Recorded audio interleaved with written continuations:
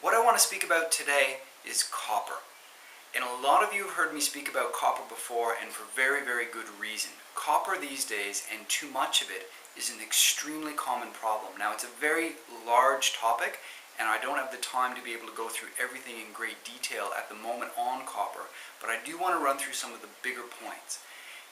Copper is a required nutrient. It's not the same as a toxic metal, but it has similar effects when it's in excess. And that's what we're finding the problem with copper is these days, is that the body has too much copper. And the net effect, very simply put, is that when there's too much copper, you essentially, even if the zinc, magnesium, vitamin C is in your body, you have the net effect of being magnesium deficient, zinc deficient, and vitamin C deficient. You cannot use the nutrients because the copper interferes with your body's ability to use those nutrients. So for all intents and purposes, you become deficient.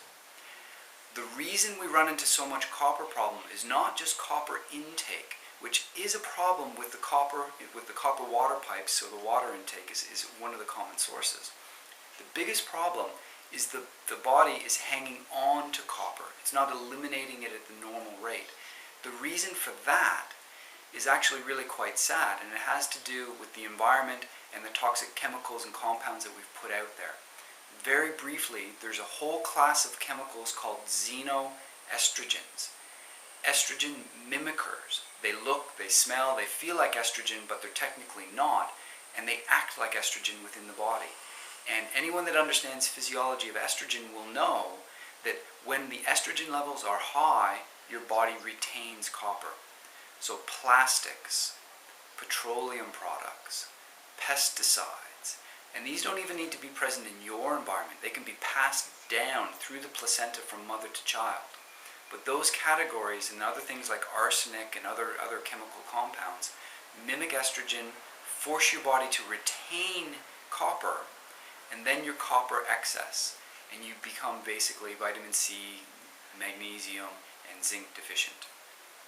Now with copper, there's a whole heap of symptoms that we often see. There's emotional symptoms, there's skin symptoms, flushing skin, acne. You see liver problems, you see all kinds of problems with copper. The problem is absolutely mind-boggling. Anxiety is a major issue with copper. The list of symptoms is quite lengthy, and I've got a list here just to be able to share with you so that you can understand what that actually is. Again, gastric problems, immune system problems because of the lack of vitamin C and zinc, fatigue, cholesterol can rise, arthritis can occur, sort of like emotional issues can occur, and often hair issues. Early graying hair loss is a very common one, and also with the skin, it's basically healing. Easy bruising, spider veins, a lot of these things are related to high copper. And of course, there's also the emotional problems. Alzheimer's is linked into it. A lot of mental issues are linked into it. Schizophrenia is highly related to it. So, not looking to put alarm into anyone, just simply trying to point out that there's a very common problem out there with this copper excess, and the hair tissue mineral analysis is a fantastic way to monitor this. And it often, very briefly, can take a long time for the body to eliminate this copper because it is stored very deeply in the liver and in the brain and in the gut. Until next time, keep well. If you have any other questions about copper, don't hesitate to get in touch with me.